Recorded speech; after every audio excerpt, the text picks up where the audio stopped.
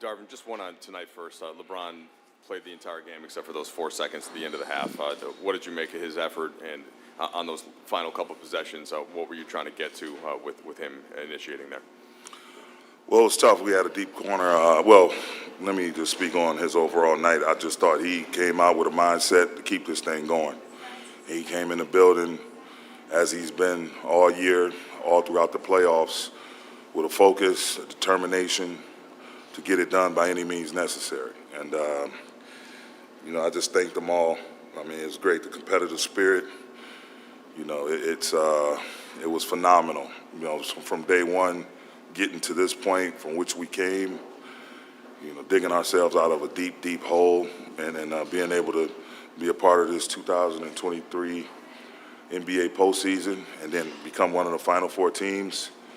It was a hell of a year, hell of an experience, and hell of a turnaround. Did a complete 180, and he was a big part of that in terms of his communication, his leadership. He and AD both, and he just came out ready to go. At the end of the quarter stuff, the end of the end of the game. I just thought he was trying to get downhill, man, and. Again, I mean, not to use any excuses and make any excuses, but there's contact on just about every play in the NBA. Now, when you drive the ball and what's considered a violation and what's not, what's called and what's not, it's like I'm oblivious. Like, I don't know. And so all you want is fairness and consistency. It's something I've always said. So just trying to get the ball in the hands of our best player and allow him to go make a play in the area on the floor where he's comfortable. But, again, not to take anything away from Denver, they're a hell of a ball club. They've been great all year, been great for a few years now. They have a hell of a 1-2 punch and Joker and Jamal. I wish them nothing but the best. Mike Malone, happy for him and his staff. They've done a phenomenal job of just establishing a culture up there in Denver, making that a tough place to play. Well-balanced roster, very, very well coached.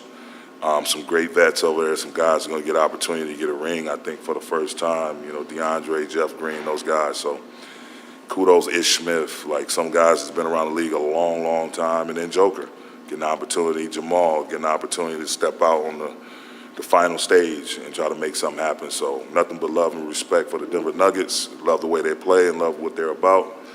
But, we also saw ways that even though this is year one, and this losing sucks, I think we have an opportunity to do something special here also. And we just got to build off of this. Everything we put into turning this thing around, we got to not only sustain it, we got to take it to a higher level. And that's what this summer is going to be about. Just on that note, zooming out, the way the season started, trade deadline to where you are now, how would you summarize? I just think it was great. It was nothing but growth, nothing but an education, and staying with it, trying to remain consistent. I told those guys their consistency of coming to the gym from the time where we had talented pieces on the roster, but yet and still some that didn't necessarily fit perfectly together, to the point where we did find the right pieces and they fit, smoothly. The culture that was reset in terms of competitiveness, togetherness, accountability. Us coming to the gym each and every day trying to get better at something and being focused on getting better at something was nothing short of amazing. It's just been a hell of a year. The support I got, myself personally, my staff, from Jeannie, Rob, I mean, it was just to go through some of those tough times early.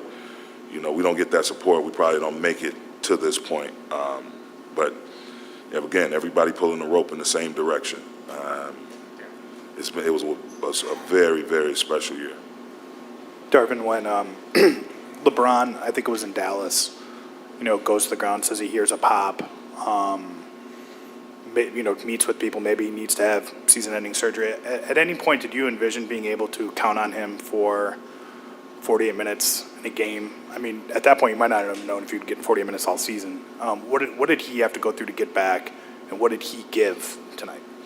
I think he just went through a rigorous process of just round-the-clock treatment, exercises, bringing in different foot specialists to first of all confirm the fact that he couldn't, damage the area any further, but to also to kind of retreat it, re-strengthen it, and make it and put himself in a position where he could come back and join, which was then a newly formed group that had players in it that totally complemented his playing style and the style of play we wanted to have coming into this season. And so his ability to work through it, AD's ability to work through it, just all of the injuries we had throughout the season, and the guys missing different stretches, long stretches. I just think there was a belief there that this thing could really work. We got some consistency in terms of people being in the lineup and guys trying to get everything they could on the fly. It wasn't a whole, didn't have a training camp, wasn't a whole, with the new team from the deadline on. Obviously there's no training camp, the practice time is limited because you're dealing with multiple injuries. So it was a lot of film study, a lot of walkthroughs. The shoot-arounds pretty much became our practices, regardless of who our opponent was, just trying to work on us and get better at what we need to get better at, and continue to fight through. And hopefully, our leaders, our captains, Bron and AD, would be available at the right time, and they were. And that just a bunch of work by our performance team and everybody around them. Just again, those guys being meticulous about not only just getting well, getting healed, but strengthening so we could make a push. Darvin, to stay smaller picture for a second. Obviously, the result was the same as games 1 through 3, but you did change up the starting lineup, and now that you're immediately removed from it, what do you feel about that switch, and do you look back and wonder, could I use that at a different time of the series? Yeah, I believe we started the series with Dennis in the lineup in Game 1, coming off the Golden State. You can go back, look at the lineups. I mean, we were fortunate, at the deadline to make a move that gave us a ton of serviceable players. You're always going to, question whether or not you should took a timeout or put the ball in someone's hands at a certain particular time in the game, or switched up your defenses, or this, that, and the third. Like, I just feel like, no matter who we put in that lineup, they were going to step up and give it their all, no matter what the results said. But this lineup that we finished with in particular, obviously we want to just be aggressive, be physical. Thus the reason Tristan came in. I thought he played huge in his time on the floor. Gave us some really good, inspiring minutes, high-spirited minutes. Those guys, that's a tough task, trying to slow down Joker, trying to slow down Jamal. But, I thought our guys, they tried their best. That starting lineup, each starting lineup that we had out there, they didn't go out there to fail. It just, things happen the way they happen during the course of a basketball game. And kudos to those guys who were removed from the, in D'Lo's case, removed from the starting lineup, and then in Vando's case, didn't get a chance to play tonight. But those guys were nothing short of professional. Understood, did what they needed to do in the restructured part of the rotation, and everybody was supportive. Really wanted to come out and get this win tonight, and I thought we fought as hard as we could fight. Darvin, even though it was a sweep, you guys were in all 4 fourth quarters. At one point, it was a one-possession game in each of them. What's the key for this group moving forward to, you said, to kind of take that next step? What do you think that key is for you guys to be able to execute on a stage like this and come out winning those games? I just think, again, the phrase for me is self-inflicted wounds. You can't have those. And that's, being good in transition defense, not fouling, not pushing them to the bonus, getting a rebound, boxing out, keeping them off their offensive glass, not allowing them to get those second, third, fourth chances. And then on our side, not turning the ball over and making layups. I don't know. I don't think coverages or adjustments have anything to do with that. That's just playing harder, playing better. I thought the third quarter, it was twofold. We missed a ton of point-blank shots, and we allowed them to get really active on their offensive glass. When we would stop them, and then they get another crack at it and another crack at it. And now instead of getting a rebound, you're giving up threes. And the sign of a great team is you make any mistake, they're going to make you pay for it. And they did just that. So I think going forward, we have to come in with a focus on being determined going into next year of controlling what we can control, giving ourselves every chance to win by doing the little things. Again, being great in transition, showing our hands, being disciplined, coming up with rebounds, defensive rebounds in particular, playing with pace, consistent pace, not turning the ball over, and making the shots we're supposed to make. Darvin, AD didn't get going until the fourth quarter. Was that a case of LeBron just being so forceful, or was it a case of you guys not looking for AD more than enough? I mean, during the flow of a game, it was a lot of several play calls, and LeBron had it going, and A screening, rolling. He had some looks that he wasn't able to finish, but at the end of the day, he competed. He kept at it, and he had some good moments late. But I mean, the way we play is an equal opportunity offense, and guys gonna want to push a guy on. They see Brian going and making shots. Then no one. That's the beautiful thing about this group that we assembled. No one is begging for touches. Like they see one of their teammates that's cooking, and they're gonna continue to feed them. And so it's just, I think, more about happenstance. It wasn't anything deliberate. Hey, Darvin, you clearly poured your heart out into this season. What are the emotions going through your head right now, and what did you tell the guys in the locker room immediately after the game? I just told them to take some time to take stock of what this meant. I thanked them again for the season, for supporting me, for communication, giving it a chance to work by buying in, and then everyone coming in and having a focus to try to get better. From a mental, spiritual standpoint, I have the best job in the world. I thank God every day. It's tough to really be upset. I'm extremely disappointed, but I'd be really distraught and upset if we didn't come out and compete. No one wants to get swept.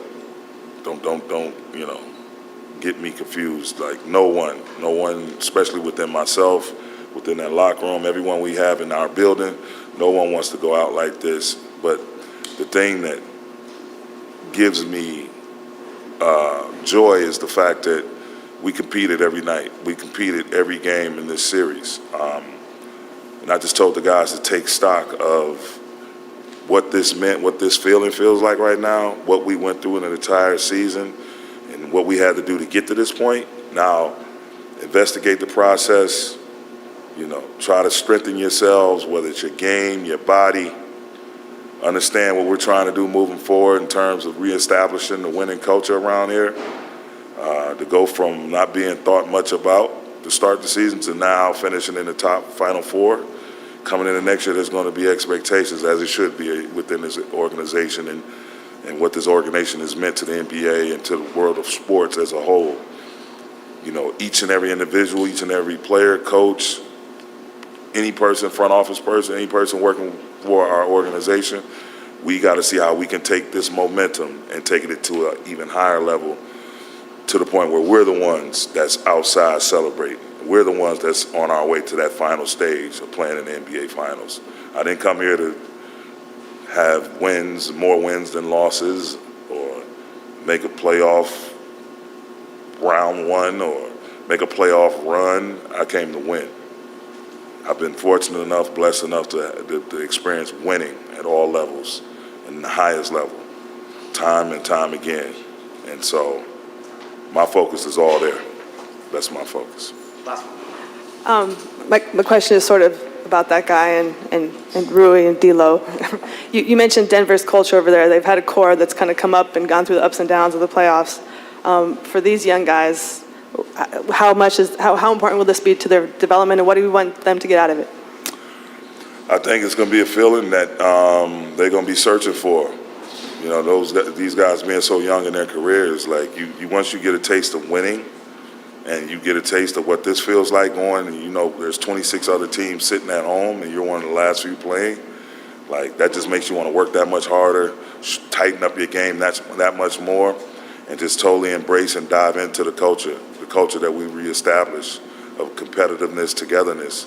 Those gentlemen, Rui, Austin, they work feverishly on their games, and they watch film constantly, tirelessly, and you see it translate on the game floor. And so I love them to death. I appreciate them believing in what we were pushing, myself and my staff, and we worked our asses off to try to reestablish a winning culture around here, and I think we've done that. So now, to let it all go down the drain over a summer by playing too much golf would be disappointing.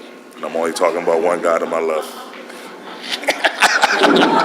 No, I love these dudes, man. These are my guys. I mean, starting with this guy right here, Mr. Fearless himself. You heard enough of me. Talk to my guys. Thank you. Oh, my goodness. Okay, cool.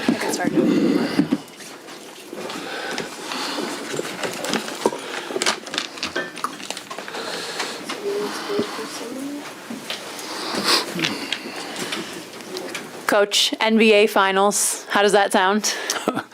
Amazing. To do it in this way, to dominate and win against the Lakers, the same team you lost to in this position before in the bubble. How did your team come together to get this job done? Well, I think it starts with a belief, in themselves, but probably more importantly in the collective, the man next to them. I've seen that belief all year long, Katie, and we know that middle of December, we ascended to first place in the Western Conference, and through the ups and downs, we never lost first place in the Western Conference. And to beat this team in the Western Conference Finals and to get the first sweep in franchise history, to get the first Western Conference championship in franchise history, it means a lot. But I speak for 17 players in that locker room and the entire organization. We are not satisfied. We're going to enjoy it for a moment. I think it's going to be a hell of a plane ride home. But we have a lot of work to do. You have a great player in Nikola Jokic who continues to show how great of a player he is on whatever stage. You have the return of Jamal Murray coming back from an injury, missing significant time, playing at the level he's playing at. And then a lot of other guys have stepped up to put us in this position. I mean, from Michael Porter and Aaron Gordon to KCP to Bruce to Jeff to all the guys on our bench. So we have tremendous ownership. We have a tremendous front office, and I have a outstanding coaching staff. And I just hope that David Adelman is able to get a head coaching job because that young man is ready to be a head coach in this league. Michael, congrats. Thank you, Owen. What was it like for you to have to stare down LeBron James in order to get to this point and then see Nikola kind of make all the big plays down that stretch there? That first half was vintage LeBron James. And having coached him for 5 years in Cleveland, he understood what time it was with their team. Firmly back against the wall. In that first half, he showed he's one of the all-time great players. Literally put his team on his back and just went at us. Challenged our guys at halftime to become the more physical team, to become the more aggressive team and stop playing on our heels. And I felt that third quarter saved us. I think the score in the third quarter was 36-16, got us back in the game, and that's who we are. That's how we need to play for 4 quarters if we have any chance of winning an NBA championship. To the left. Michael, I think Nikola played every second after 9 minutes and 16 seconds left in the second quarter. Do you go to ask him if you can ride him that much, or does he come to tell you that he's good for the rest of the way? No, I learned a long time ago, man, if you ask somebody something, they can say no. So I didn't ask. You know what I mean? It was one of those situations. They weren't taking their guys out. And, Nikola, and I'm not joking when I say this, is just an ultra-conditioned athlete. You know, the guy can play for minutes on top of minutes and play at a high level. And you saw the plays he made down the stretch. You know, for that game to go down to the wire and for the ball to be in LeBron James' hands, you know, those seconds were an eternity.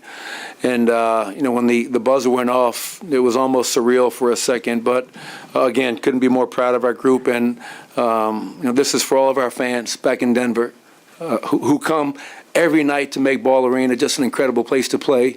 All of our fans around the world, and we know that we have a lot of fans over in Serbia supporting us, but this is a special moment, so we're going to savor it for a moment and then get back to work, as I mentioned earlier. Front row right. Coach, can you talk about the way your team has been able to play defense throughout this series, and how did Jamal, the last play of the game, came down to your team playing defense?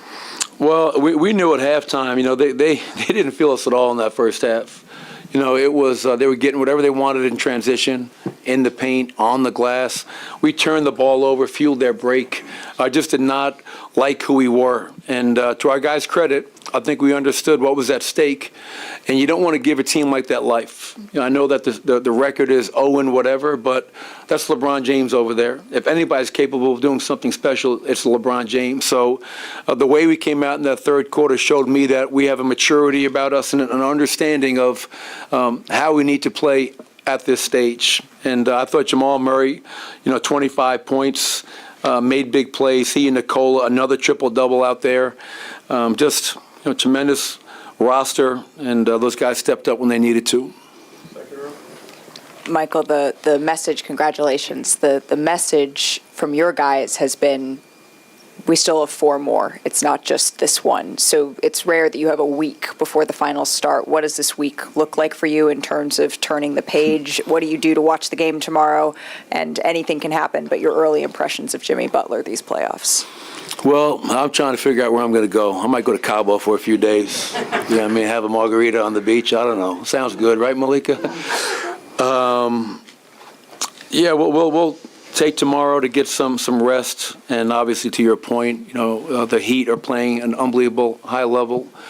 Jimmy Butler, what he's been doing since round 1 against Milwaukee, continued that round 2 against New York, and now what he's doing against Boston is just historical in nature. And Eric Spoelstra, if they're able to win this series, and obviously that series is not over yet, but obviously Spo is one of the best coaches in the league, who I have a tremendous amount of respect for as a coach, but also just as a friend. So whoever we wind up playing, you know, we will prepare like we have all playoffs. We'll get our guys ready. And it's also about us doing us and being the best version of ourselves going into the NBA Finals. And I guess, you know, we'll see what happens tomorrow night. You're in the margarita. Let's do right here and then over there. What do you think Joker has proven so far with this playoff run? Man, that's a really interesting question. For me, he hasn't proven anything. And why do I say that? Because I already know he's a great player. You know what I mean? Like when you're with a guy for 8 years, and, you know, I think people have short-term memory. You know, he wasn't this player his first year, his second year. You know what I mean? That third year, we lose to Minnesota in game 82. And he and Jamal both had great games, and we lost in overtime. But I think he's shown other people nationally that he's real. Like, what he's doing is real. The MVPs are real. The triple-doubles are real. All the narratives, the silly narratives this year, are just that. Silly and somewhat ignorant. And I think Nikola has gone through 3 rounds now where he's averaging a triple-double in the playoffs. Have you seen any stat padding out there? I'm serious. Like enough of the silliness. Like, the guy is a great player. Give him his damn respect. Stop chopping him down at the knees, man. He's a great player, and give him the respect he deserves. The left there. Yeah, Michael, for you personally, someone who grew up in the league with your dad, I know he's probably watching this. What do you think this means to him? And, you know, knowing that he had been to a couple of finals himself, and so you have a pretty good frame of reference.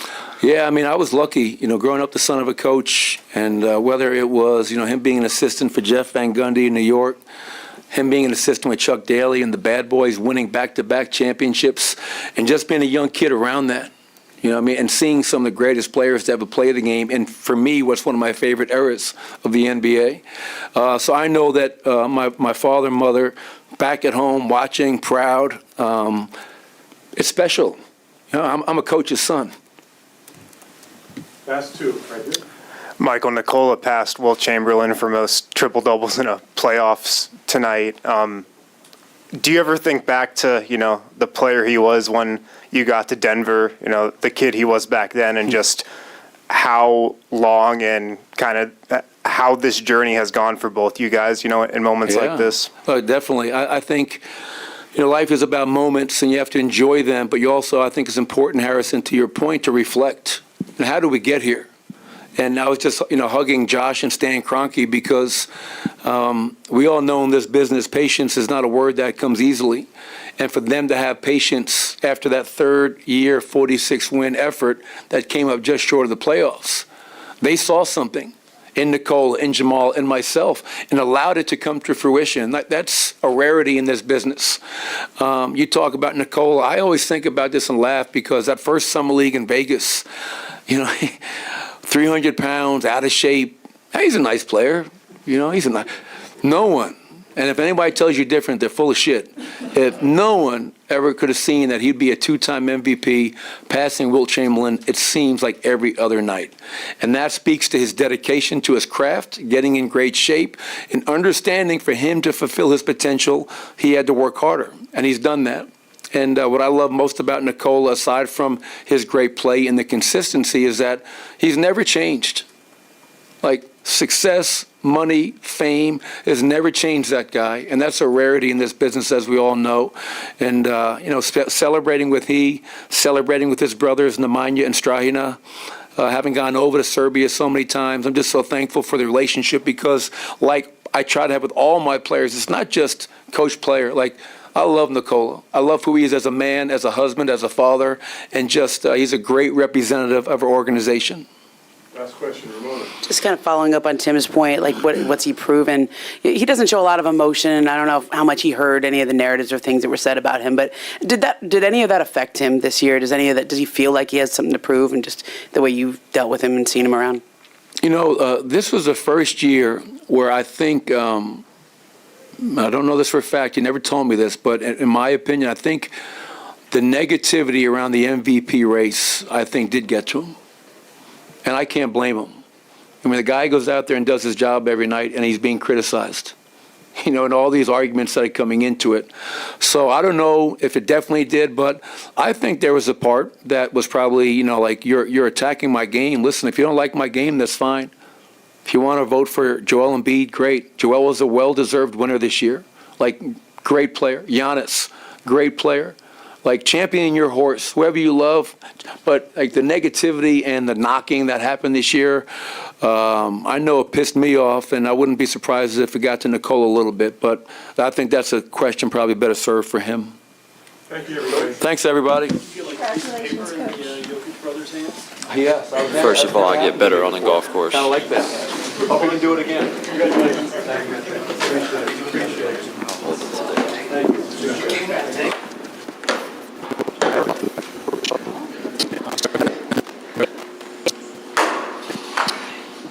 Mike, you want to start us off? Austin, zooming out first, what do you feel like you learned throughout this season, throughout this playoff run, throughout games like tonight that you can try to apply moving forward in your career? Man, I learned a lot. First and foremost, just never give up on the process. We're 2-10 at the first of the year. We had a lot of downs. Obviously, last 2 months, 3 months have been ups. But that's the first thing, is really just believing in yourself and what you have as a team, and that'll go a long way. And then other than that, it's really just how to be a pro, how to handle yourself on and off the court, and really just embrace, what we're doing. Like I've mentioned many times, we get to play basketball for a living, and, never taking that for granted, because, there's rough times. Obviously, right now sucks, but like I said, you can never, take any of this for granted. I mean, I was just in the Western Conference Finals. If you told me that when I was 15 years old, I'd have looked at you like I seen a ghost. So really a lot of lessons learned, and, hopefully I can, implement that to, my life and career and move forward. Dan? What would you say if I told you you were going to be in the Western Conference Finals on February 1st of this year? Was that the trade deadline? That's before the trade deadline. As a competitor, you never want to, not think that you can do something. You always got to have that self-belief in yourself and as a team, regardless of circumstances. I think, even before trade deadline, there was always, if we could get, a couple things going, then we could have, made a run. But then you make trades and then bring in the guys that you brought in, and, their demeanors and skill set that, fit really well with what we had. And it just meshed. But, Western Conference Finals is something that I probably, before I made it to the NBA, never really thought I would accomplish. Dave? Austin, where do you think tonight turned for you? And what can you say about the Nuggets as an opponent as they move on to their first finals appearance in franchise history? They're really good. They're nothing short of a really, really, really good basketball team. They don't have holes in their system. They don't have, they're not missing anything. You got two guys, you got Jamal and you got Jokic, and then you have literally, if you can hand pick a team as far as like system fit, you got a Cutter and Gordon, you got guys that can really shoot the ball, and then you got not dirty players, but like do the dirty work stuff, and Bruce Brown, Jeff Green, and then you even go to their bench. It's really just a really good basketball team all in all. But they was the better team in the 4 games we played this series, and, wish them nothing but the best. Jovan? Austin, as you look ahead to the offseason, is there something you're looking at in terms of what you want to work on with your game and an area of improvement, or just continued growth? Just a continued growth. Hopefully my golf swing gets better. I'll be in the gym as well, but I love the game. I love working. Me and Phil spend a lot of time together. Me and Zach Gonzalez have spent a lot of time together in the gym, just getting better. And I'm open to anything. If you want to tell me I need to work on dribbling, shooting, passing, defense, I'm open to anything. So it's really just a summer to take care of my body first. This has been the most games I've played my whole life in like a season form. So taking care of my body and really just getting back to work. I look to improve in every aspect. Nikki? Austin, I know you say as a competitor you always want to believe that you can accomplish anything, but throughout this playoff run, performing as consistently as you did you prove something to yourself that you might not have known you had in you? Yeah. Like I said, I never really thought I would be in this position, or I probably believed it, but not, there's probably 2, maybe 3 people in the world thought that, I would be in this position and, contribute. And honestly, I'm just proud of myself. There's been a lot of times playing, basketball where I didn't think that I would, go to the next level. High school didn't have many offers. Got the opportunity to go to Wichita State and then move up to a higher, bigger program, and then didn't have much buzz coming out of college, so didn't know if I would be overseas or in the NBA. So to be on this stage and perform, it feels good, and I'm proud of myself. Melissa? Hey, Austin, obviously disappointment is the overwhelming feeling right now, but how much has this experience whetted your appetite to get back here and even get to the next stage? A lot. I said it to Bron after, I think it was like game 3 or 4 of the Memphis series, and was just like, this is the most fun playing basketball I've had. You know, just the group of guys that we've had, you know, the level that we've played at. And me being a competitor, obviously, I want to get back to this stage and even further and, you know, win a championship because, you know, I don't know, but I know that there's no better feeling than that. Just talking with Bron, AD, guys that's won championships, there's no better feeling than that. So hopefully one day I can, you know, feel that. Thanks, Austin. Appreciate y'all. LeBron's coming over next. All right. Can I get a stat sheet? Got a stat sheet? Central one. Jim, can we get a stat sheet?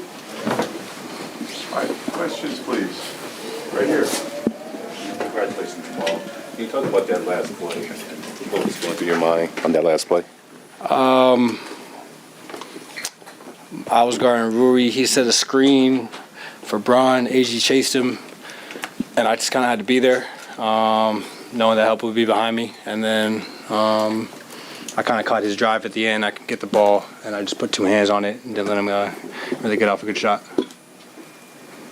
Right here to your left. Jamal, I know this is just a step before the ultimate goal, but never swept a team this franchise hadn't, never had advanced past the Lakers, never made it to the NBA Finals. What does it mean to be a page in this story? Yeah, I mean, it's incredible. It's a lot of fun. It's surreal. Thank you. You know, we're going to keep making history. That's the thing. You want to keep that mindset and enjoy the moment. But we got more work to do, you know, so that's the mindset right now. On the back in the black. Jamal, what were some of the things that you guys tried to do with LeBron? You know, this was one of the games where he just kind of had that kind of impactful force that he just kind of historically has. What did you guys say what was the dialogue between yourselves, you know, just as the game was going on in terms of just trying to weather that kind of storm? I mean, the first half was great for him, and then you know, he started finding everybody in the second half. You know, he found Shooter was being aggressive.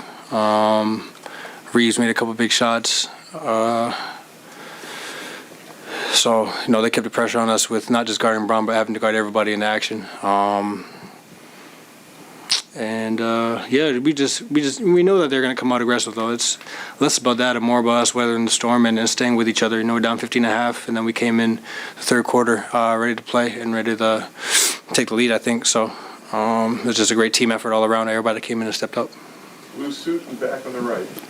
Hey, Jamal, going back to start the series, LeBron had been trying to seek you out on those switches and trying to just, you know, manipulate the game that way. Did you have a feeling that that was going to be the play that they tried to run on the last play? Were you kind of prepared for that? We didn't know what the last play was going to be. In the first game, I was in foul trouble. It's tough to guard LeBron with foul trouble. So, yeah, we switched. You know, we mixed it up during the series, showing and switching. And then at the end of the play, I just saw AG was a little late, and I just kind of remember that play in Indiana or against Indiana when he went in for the left-hand layup. So I was always going to let him have a good angle, at least give AG the time to get back and get a contest. Back row in the center. A lot of conversation about defense, the last few questions, rightfully so, considering how the second half went. But for those of us that have been around Michael Malone, we know about how he's preached about defense for a long, long time. And to see you guys buy in the way that you did in the second half, do you feel like that almost embodies kind of what the last few years have been in regards to working, and you talk about the teamwork and knowing what's ahead? Did the second half, specifically the last play, embody Denver Nuggets basketball through and through, specifically on defense? Yeah, I mean, in the first half, it was too easy for them. They were playing like they were down, and they were playing like they were playing for their life, and we were just not as aggressive or as physical or as desperate as them. And I just feel like we came in the third quarter and got some stops, but we also got our run and made some shots. You know, I can name a lot of guys. KCP had great and got us going. Yoke, AG was battling down there the whole game. You know, so it was everybody. It wasn't just defense, but it was offense as well. We needed to score to keep up with them. The way they were playing, they're playing at a fast pace, and they're getting to the free throw line. So I thought we did a good job of just staying with it and locking down on both ends. Back row on the right in the corner. Jamal, when you think back on the last 7 years of your career, the journey to get to this point with this team and this franchise, what just comes to mind for you? Yeah, it's just been amazing to be, especially with the core guys that we've had here since the beginning. what we've been building, since Gary, since Paul, Monte, all the guys that had the culture embodied, and to have this team and see everybody come together, especially with 8 new guys that came in at the beginning of the season. It took us a little bit to find our rhythm, but once we knew what everybody was going to do, and the way we played, we just clicked. So it's been a journey. It's been nice, to finally reach this point and to be the first team in the Nuggets history to do it. Row 3. Jamal, Nikola just set a playoff record for most triple-doubles in NBA playoff history, surpassing Wilt. Can you describe what you've seen from him throughout this playoffs? I think it's self-explanatory, brother. If you're watching the game, he's doing some incredible stuff. 45 minutes, wild and foul trouble. 30, 14, and 13. That's decent. That's decent. Do that in a closeout game. And like I said, he's been doing all playoffs, just staying consistent no matter what they throw at him. Double team, single coverage, help from the baseline, from the top, traps. He's been figuring out it all and just being that consistent motor for us. And not just on offense, but on defense as well. Grabbing boards every game. No matter what he's doing on offense, he's grabbing boards and pushing the pace. And like I said, I think his game is, if you just need to watch a game and you'll know how much he contributes for us. Jamal, AG's kind of been the unsung hero, I think, in a way, of this playoff run. He's guarded stars pretty much every single round. What did you see from him tonight? Just staying with it. I thought in the second half he came out and grabbed some boards, was physical. Even if he didn't get the ball, he made an impact or play on it. Made some big threes down the stretch. He just locked in, He's kind of been doing that every game since the playoffs started, just going under the radar, but he's such a big piece for us. I don't even know what to say about him. He's done all the little things that a lot of guys don't do, especially his position, and making timely buckets and timely rebounds and getting timely stops. And, things that you don't see in the stat sheet is communication on the court, keeping everybody, keeping everybody together, and just trying to keep him on the matchup. I think he's doing a great job of just embracing the defensive part of the game. To your right, Ohm. Jamal, you talked about growing up on the playground, dreaming up big moments of you on the court, and the history of this game, the great ones that have come before you. As prolific of a duo as you and Jokic have been, what does reaching the NBA Finals mean for you two? Yeah, we just want to make the most opportunity for us Nuggets team to do that. We want to go all the way and stay locked in. I think, our chemistry is at an all-time high, the way we play, the way we read the game without even speaking. We talk that language on the court, and it's just beautiful basketball, honestly. It's so fun to play with this team and with him and with, the coaching staff that has, groomed us into the team that we are. So we got 4 more wins to go. Sherry on the right. Yeah. Jamal, how would you say your defense on LeBron there on that last play exemplifies the mindset and attitude of this team? Yeah, we needed to stop. And they went for it too, and I knew they didn't have much time, so I just, came over. AG was still trailing. Yoke took my man, he was kind of right there in the middle playing him, and then, I just kind of committed to it. I knew I couldn't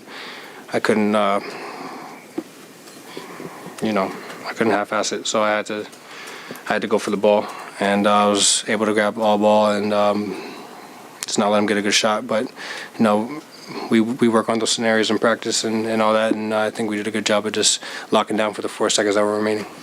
Last question, back row over there. Jamal, I know that your journey back has been well documented over the course of this year. Is there a moment that you can think back on, maybe during this season, thinking, okay, I know I'm back at this level. It's just about time now, getting back to the playoffs eventually. I'm not thinking of it like that. I'm not thinking about whether I'm back or not. I've been back since the day I came back, So it's just about trending in the right direction and continuously getting better.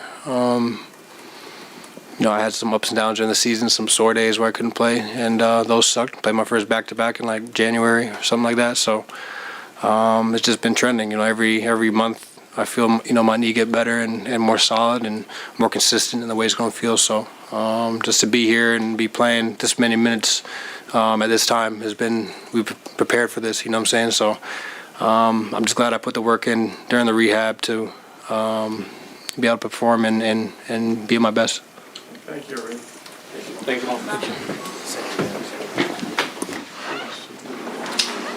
Andy, I'm gonna need you to, can you put your camera back here or somewhere so it's not, you're not standing right here? Okay, you're just gonna set it up? Okay.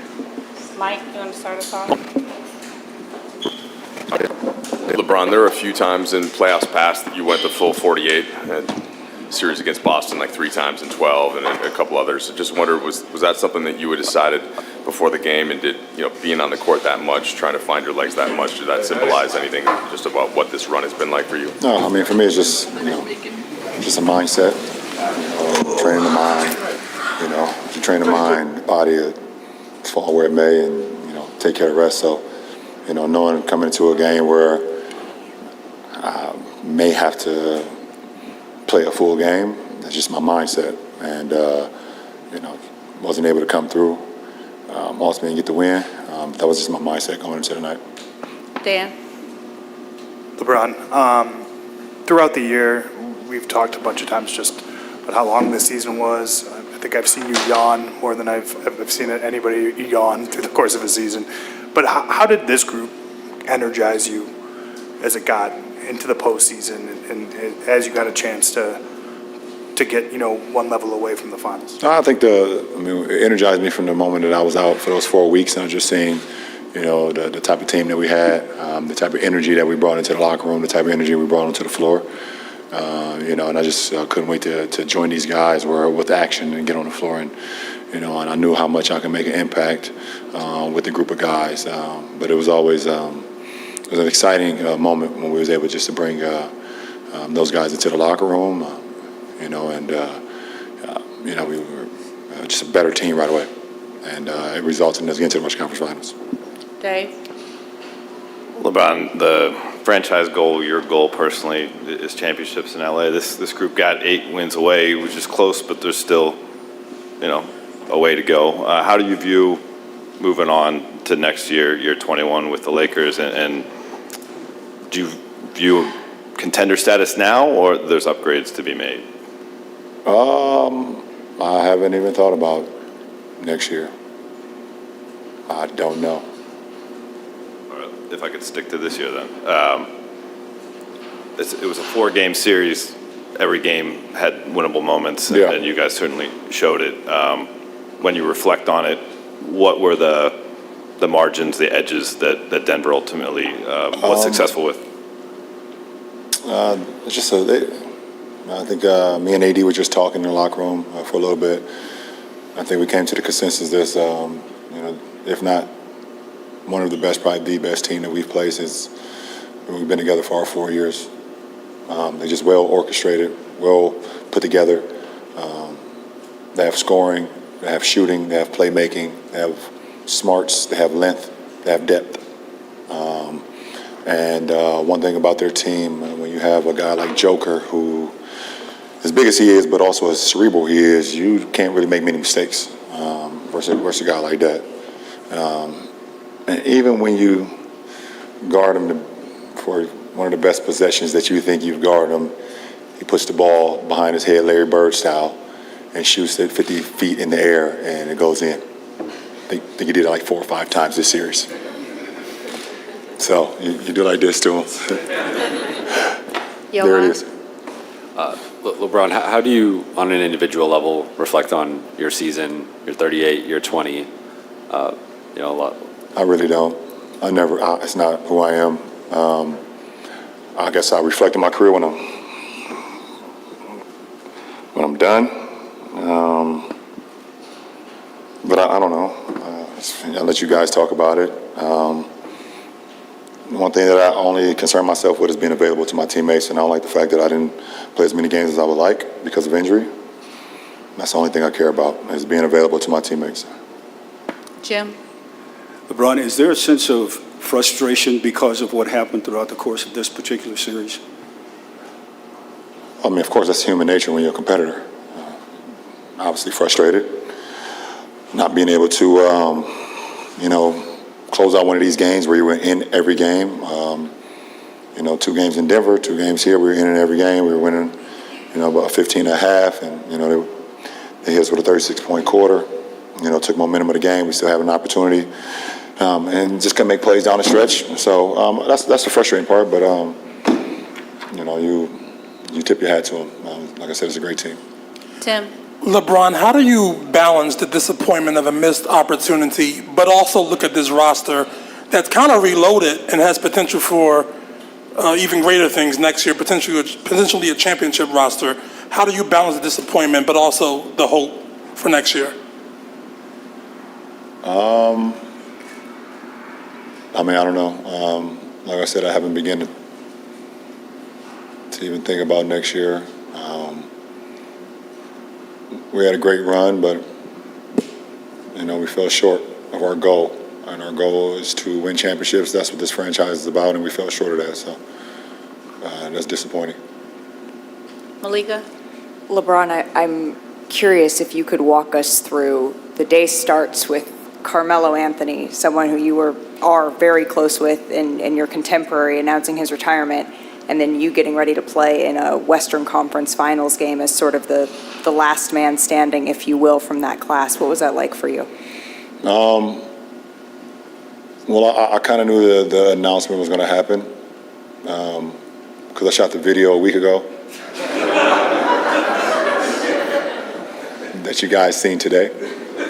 So people probably think I'm lying about that too, huh?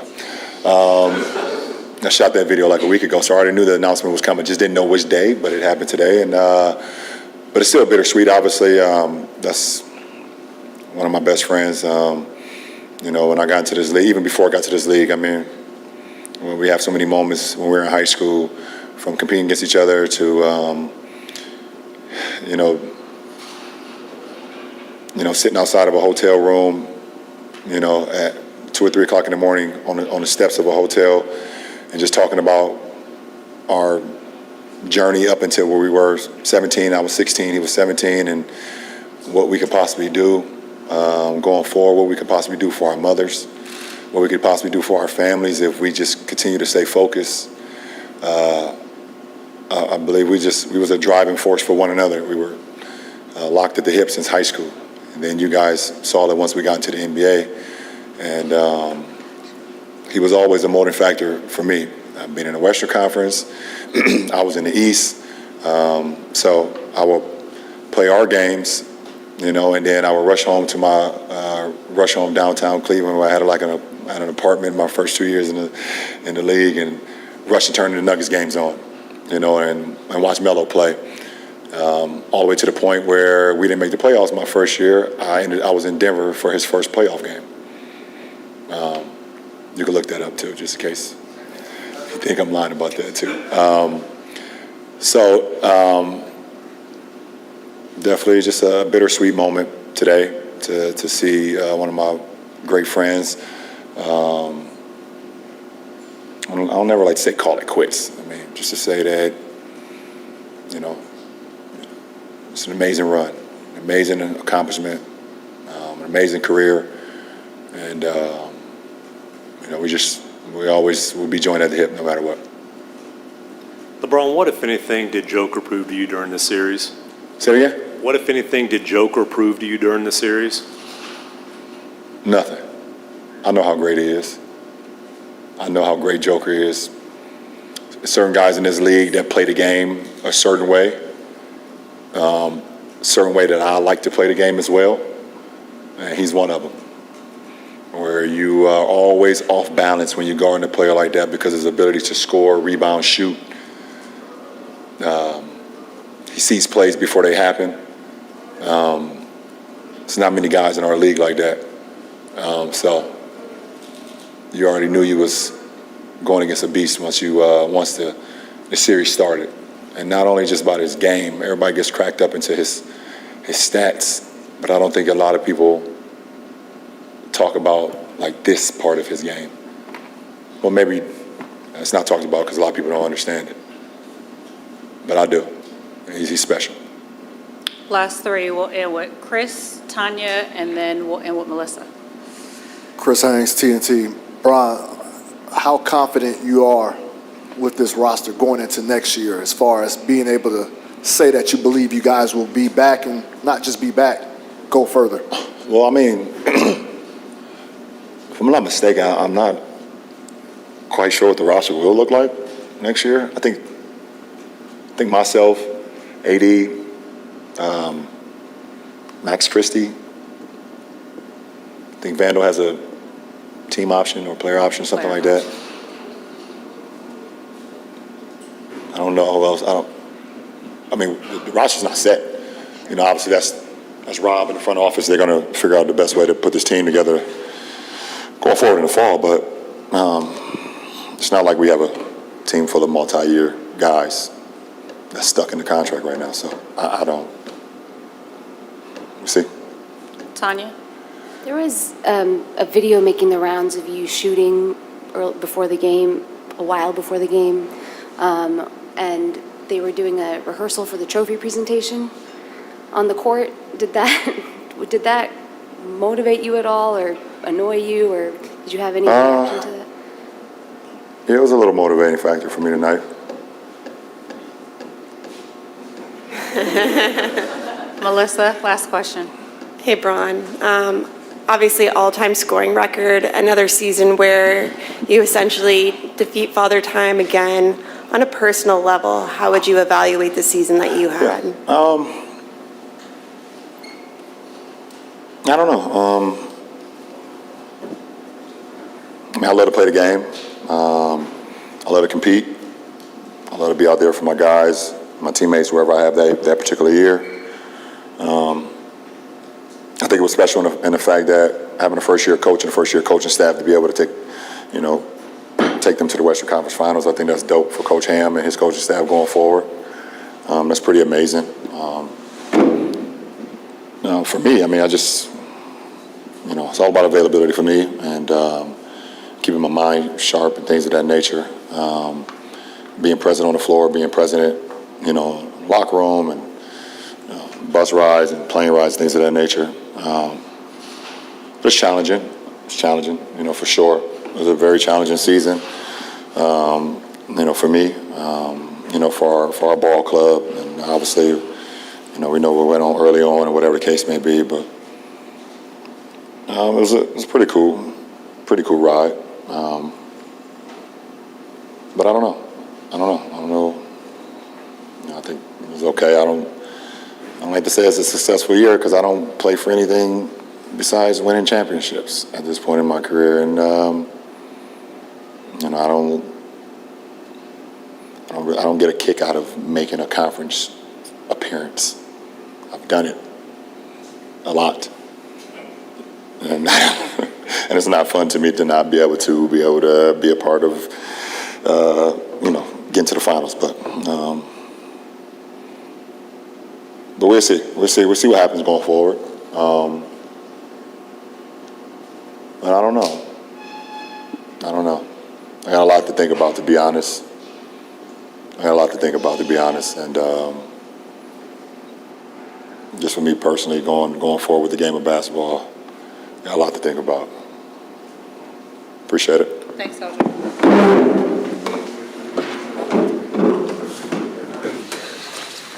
Right there, Mike. AG, can you walk us through that final play where you and Jamal got obviously a really good contest on LeBron?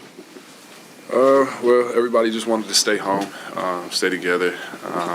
They were bringing LeBron to the ball so he could get down to his left hand. It's kind of almost like a fake hand back. Everybody did a great job shrinking. Maul tied him up down low. I think it was Maul tied him up down low and then got a block up top and ball game. Right there on the left, altitude. AG, how would you describe the way this team has struck a chord with talent and culture and the way you guys embrace each other? Oh, sorry. Well, it's just it's a great mixture. It's a great group of guys. The camaraderie is there. The chemistry is there. The talent is there. The IQ is there. And the unselfishness is there. You know, it's really a brotherhood, and we really do it for the person next to us. And it's rare. It's rare in this league to find a team that has a bunch of unselfish guys that buy in and really do it for the man next to them. We just asked Jamal about his journey coming back, obviously, from the injury. Talk about your journey going from Orlando and the dunk contest and All-Star games and all that stuff to being traded here, but really no one healthy for a handful of playoffs until this one. What's that journey been like? It's been a lot of work. A lot of work. Days and days and 2 a days and 3 a days and 4 a days for years and years and years, just so you can make maybe one big shot, you know, or make one big play, or have one big game or one big series. You know, it's been a lot of work. I'm just ecstatic to come to an organization that plays the right way and has a brand of basketball that's just fun to play, fun to be around, and keeps energy in the ball. You know, the journey's not over. I'm going to continue to work, and I'm just enjoying the moment.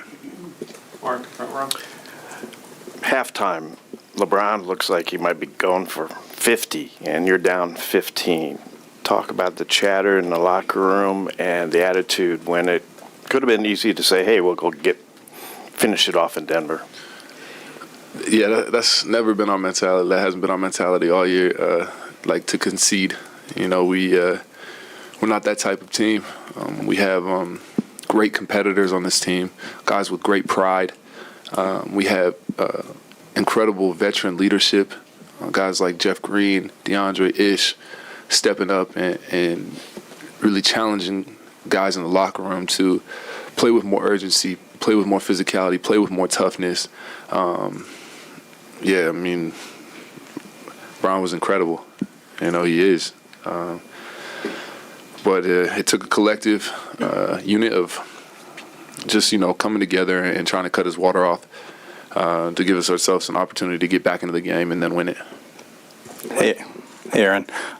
People may see the sweep and think that was an easy series, but obviously people who watch the games know you had to fight off some comebacks, you had to make some comebacks yourself. Can you just talk about the resilience that your team showed winning the series? I mean, that team, the Lakers have no quit in them at all, you know, and we knew that. So we knew we were going to have to play 48 minutes of focused basketball. And, you know, we're capable of doing that. We've been resilient all year long.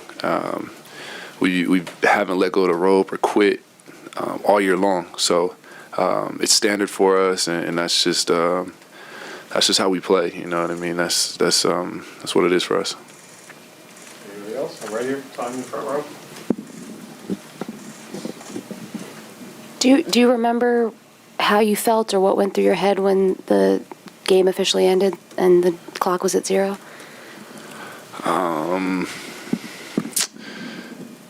It's almost like shock a little bit. You know, you're just like unsure. Like, are you sure we don't have like more time on the clock? Are you sure we don't have another quarter to play or another game to play? Like, it's just another chance at them winning. Like, it was like, and then it's like, oh no, we won. It's time to get up out of here. The left, back row.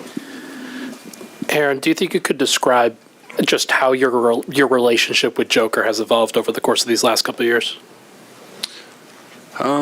You know, on the court, it was really good from day one. You know, we understand the game very well. He understands the game, makes it really simple. He sees you all over the floor, ushers you to make the right play, you know, just by kind of like a nod of the head or a look of the eyes, you know. He's a maestro with the basketball. He's a savant. And it's amazing playing with somebody like that on the floor and understands the game. And then off the court, it's really cool, you know. He's a guy with he's just a very a guy that has a lot of depth. You know, there's a lot of depth to him, and he has a very dry sense of humor and absolutely hysterical. So it's been fun getting to know him and building that bond and building that chemistry. It's been great. On the right. Aaron, what is it like for you personally to come up and help up with a big stop at the end and get to the finals compared to where you were last year and at the end of that first round, which was frustrating for everyone? What has it been like for you to go from that point to this point? Well, it's a lot of diligence in my approach to working during the summertime and up until this point, understanding the game and what I could have done better to help my team in that Warrior series last year. But that was something that we needed to go through. Not having Jamal, not having Mike, not having KCP and Bruce, that was something that we needed to go through to expose some of the weaknesses so I could strengthen them and come back and have a chance at redemption and, help my team win this year. Anybody else? Yep, back to the left. Aaron, your perspective on the chemistry of Jamal and Nikola and how it's developed. They maybe don't get as much respect as a duo in this league, but for them to be now performing on the greatest stage in the NBA, how have you seen them grow together? That's a bad duo. Those are bad boys right there. I mean, you could stack those two up with anybody.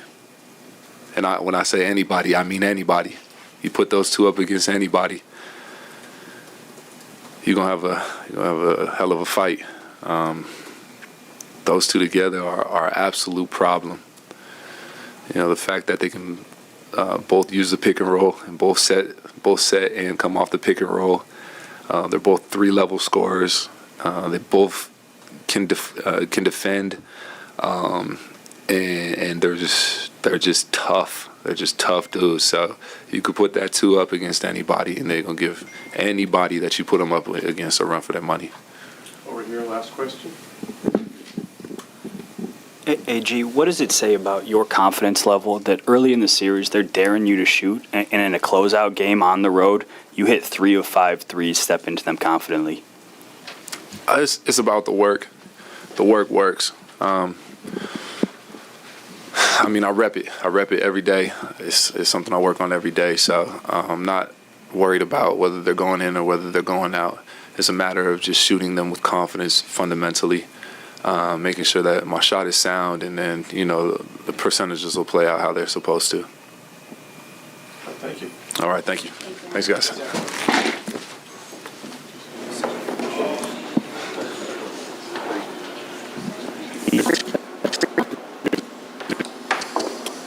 Ready? Mike?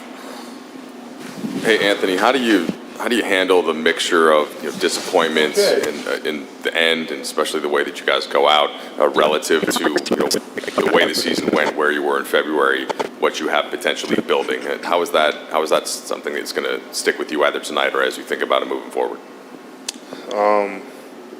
Obviously, it hurts right now, especially the way we lost. Not only tonight, but I think we gave away 3 games, and then we had tonight, and game 2 and 3 as well. It's just tough. Credit to Denver. Obviously, they're a great ball club, #1 team for a reason. Their players played well, throughout the entire series. But it's tough. Hurts, stings, and we got to carry it into the next season. Keep this feeling, remember this feeling, and use it as fuel coming to next year. BT? Sorry. Anthony, you guys talked about the 0.3% chance of making it to the playoffs.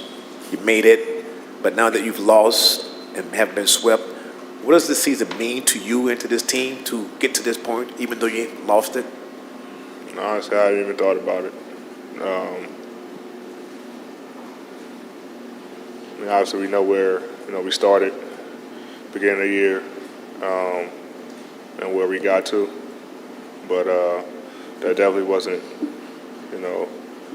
the end goal for us. Don't really do, moral victories or anything like that. We play to win championships.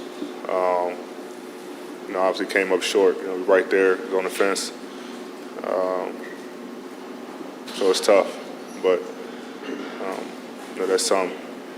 As the days go on, weeks go on, you kind of think about it and kind of talk about it from there. Dan? LeBron told us that you and him talked about how you thought Denver was maybe the best team you guys have faced since you joined up. What does this group need to do to get to that level? Is it continuity? Is it more of a system? What do you think? Well, understanding that who knows what this group could potentially look like. That's what I was going to say. We don't know what our group is going to look like. I think a lot of our guys are free agents, so who knows?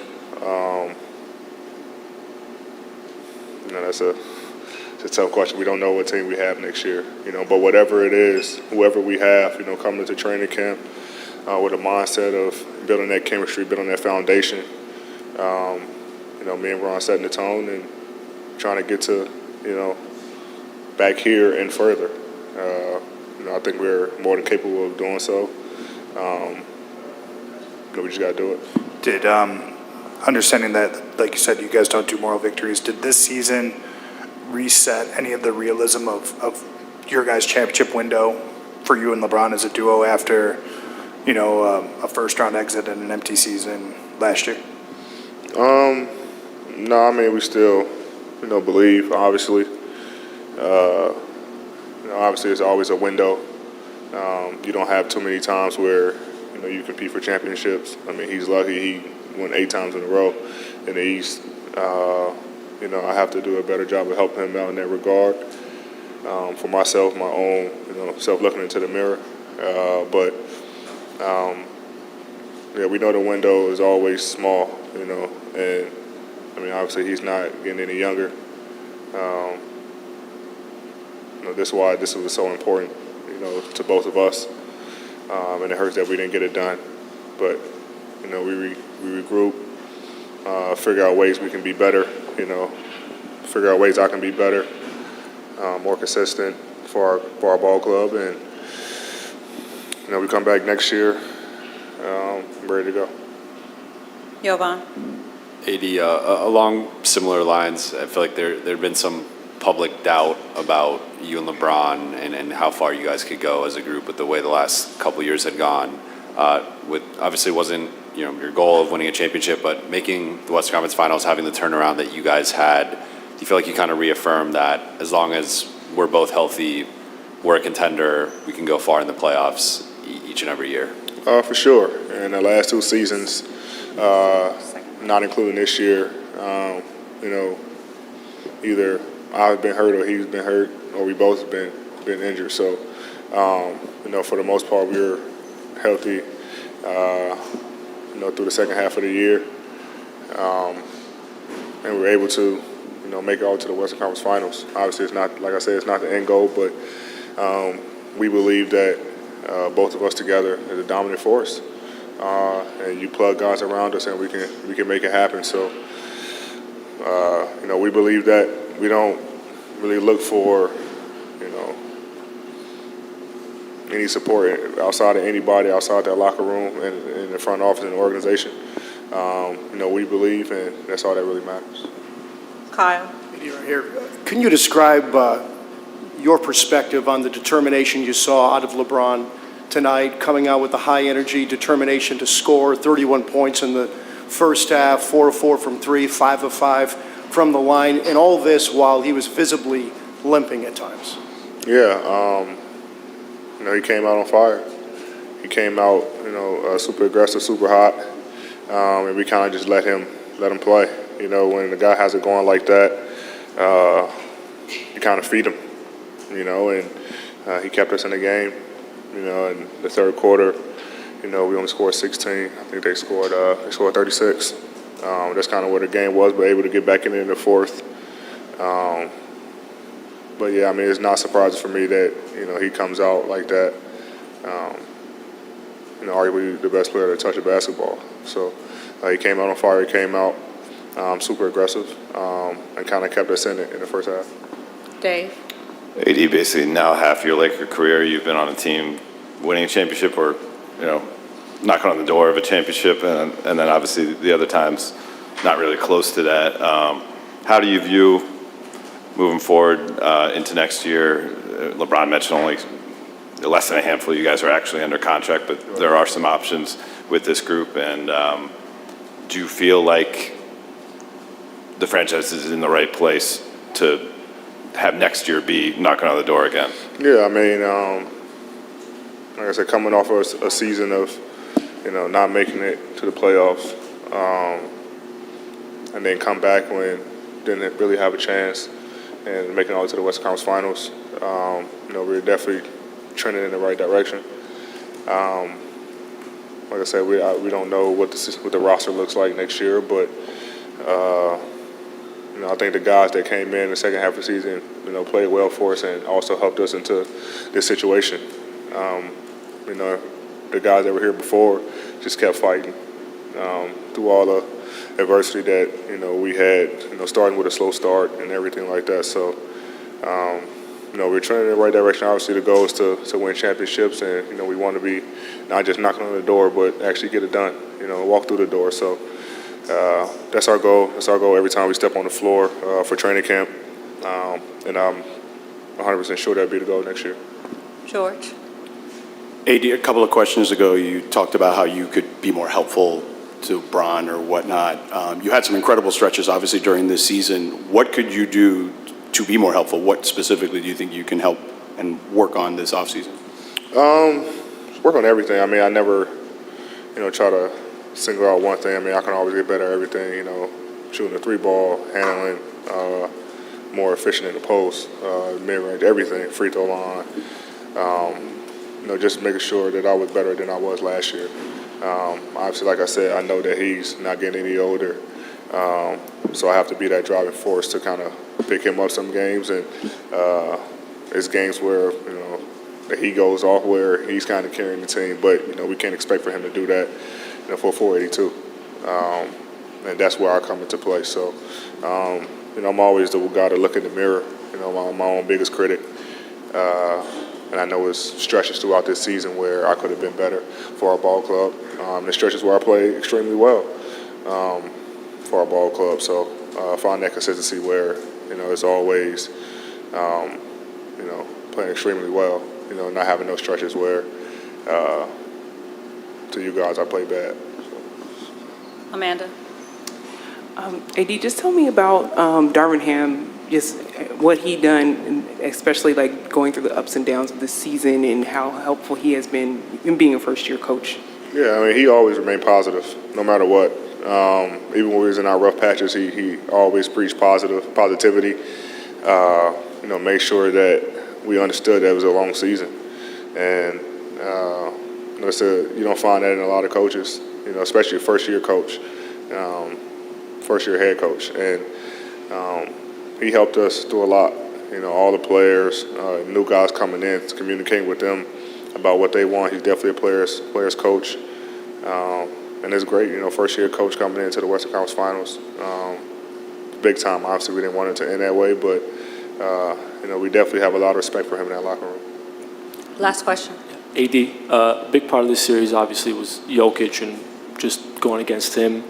When he's making shots like the one he made today, that step back, one leg three, just what's it like defending him? Obviously, it wasn't just you, but what's it like defending a player like Jokic? Yeah, you tilt your hat to him, make those shots, But, he's two-time MVP for a reason. He's a hell of a player, scoring multiple ways. He's not the most athletic, but he has great footwork, around the rim, great touch, step out and shoot it. Great passer, and he did everything for him just to make sure that they won. Hats off to him. The other guys played well, and they feed off of him. Even when he was, struggling and missing shots, the other guys was, he was getting other guys involved, and they were making shots. So it's a great ball club over there and well coached, and they play extremely well against us. Thanks, AD. Questions? Right here, second row. Nikola, what's the first thing that goes through your mind when you seal Game 4, you close it out on the road, and you realize you made Nuggets history, first trip to the NBA Finals? What are you thinking? No, it's just. I think it's just like you happy that you won a game. You beat really good team. When you think about, except the first game, every game was so close, and every team could won it, and we just find a way to win the game. Especially we were down 15, and to come back and win the game. It was just probably happiness. I think that's the emotions. Standing in the back home. Nikola, you had talked the other day about saying you weren't scared, but you were worried about LeBron James being on the other side. What were you thinking as LeBron had that monster first half monster game? And also, what did it mean to you to win Western Conference Finals MVP? What does that feel like compared to winning your 2 MVPs? Just because, we know what is LeBron capable, and he showed us what he's capable in the first half. He was just dominating the game, but we found a way that make him take tough shots or just not easy layups or just not open shots in the second half. I think he was 11 for 13 in the first half, right? And then he was 3 for 12 in the second, so I think we did a good job in the second half. But to be honest, this is just I don't know. I don't think about MVPs anymore, and I think it's people are just mean and saying that Embiid shouldn't want it. I think he should want it. I think he was playing.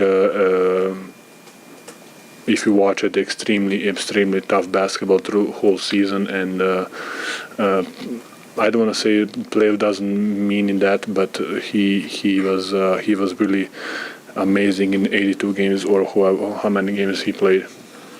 The left over here. Nikola, I know you still have work to do, but who are you most proud of, most happy for in this moment? I don't know. I'm gonna say Jamal. Just because he was, like we said, he was injured. He was getting through tough period. He thought they're gonna trade him, and then the way how he's leading us and how he's controlling the game and making shots, playing like even this year as last year is he's playing really well. So. I think I'm so happy for Jamal just to proving that he's worth and he's a special player in this league. Far left, altitude. Nikola, how much more special is this opportunity knowing that you guys have held your kind of same core together and built this the right way for you and built this brand of basketball and built this culture all together? I said it in on the court. It's really from the Sparking gene to family Kroenke. I think it's something that we really build and we really like. I was drafted by Nuggets. Jamal was drafted by Nuggets. Mike was drafted by Nuggets. AD is here a little while right now. So we get great pieces in Bruce and KCP, Jeff, who is a really good veteran. CB, who is in the rotation. To be honest, I don't want to say, but everybody, not just players in training and coaching staff. It's something that they're all here. They're all here since I came here. Of course, Wes left, Micah left, Finchy left, Jordy left, a bunch of guys left. But I think that shows too that we are doing something good. The people are leaving from this organization to better spots, and I'm happy for everybody. So I think we are doing something nice. Front row here. Nikola, the only break you got was the first couple minutes of the second quarter. How are you feeling after playing 45 minutes? And was there any point in the fourth quarter where you got a little tired? Or? No, I think I think that's why playoffs are so nice and so interesting, because you don't care about how tired you are. You don't care about minutes, fouls, shots, percentage, this and that. You just want to win a game, and you're trying to win a game. Like sometimes today we win it with a defense. Sometimes it's such a great period of year for basketball, and just you can win it in every kind of possible way. LeBron mentioned there were several shots you hit this series that you just had. He said he literally took his hat off. Said you just have to tip your cap. Obviously, the late three, like 2:50 left, off balance. Somebody all over you. How are you so comfortable taking those shots? And what are you feeling if that thing leaves your hand? I mean, no, but you know what? I'm gonna take. That's my signature shot. I'm joking, and I don't know. In that situation, you're just trying to shoot and just trying to score. I think that, to be honest, that's kind of the easier shot, because you need to shoot it. You don't. I was wide open in one possession, and I was just driving, and LeBron took a charge. If it's like 1 second, I will shoot it. So I think it's so easy to shoot when you gotta shoot it. So you just find a way to shoot it. And being off balance, I'm off balance my whole life. So that's kind of normal for me. Front row, Mark. You've told us many times that you never expected to be in the NBA. What's it mean to a guy who never expected to be here to have a chance to win a championship in the NBA? Yeah, I think for real, I'm really happy for the guys and for the organization, and just how we fight through. I remember the days when nobody was in. Like you could hear the bounce. The ball bounce on the floor, and then there was no fans, and we have a sellout every other night. So just for the organization, that was just for people, just for coach, for all the players, that everybody doubt, and I think I'm just happy, and it means a lot for me, for the collective that we have. Ramona in red. Hi. Nikola. I know you deleted social media a long time ago. Everybody digs up old tweets. There's one where you were saying, is anyone down for a pickup basketball game back in 2011? First part is just sort of, why did you delete social media? And two is, how are you different from that kid back in 2011 asking for a pickup game? Do you know how hard it is to find a pickup babe right now? Especially in my hometown, like I remember the days when you can just go outside in 5 o'clock afternoon, and if you lose that one pickup game, you can basically go home. And now it's really hard to find like 6 guys who can play, because we play 3-on-3. It's not a 5-on-5. So that didn't change. So if anybody wants to go play pickup, yeah, they can call me. Yeah, just because, to be honest, I follow the guys who are like playing professionally right now. That's 3x3 tournament, and they're Serbian guys are really, really, really good in that.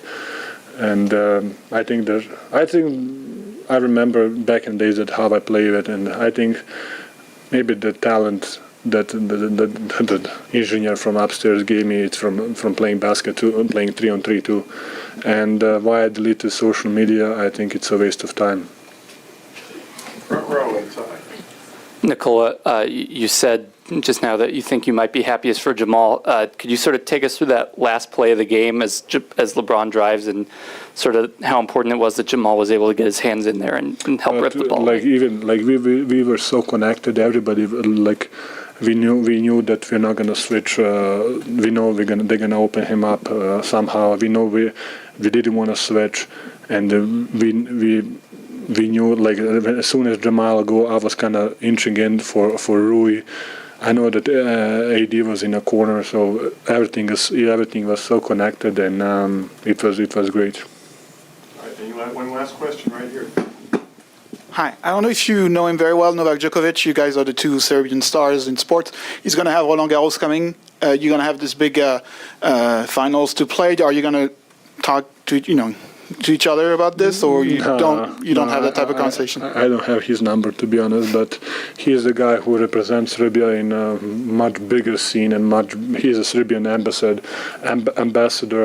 and he's really idol to the kids in Serbia, and not just on the court and the things that his foundation is doing.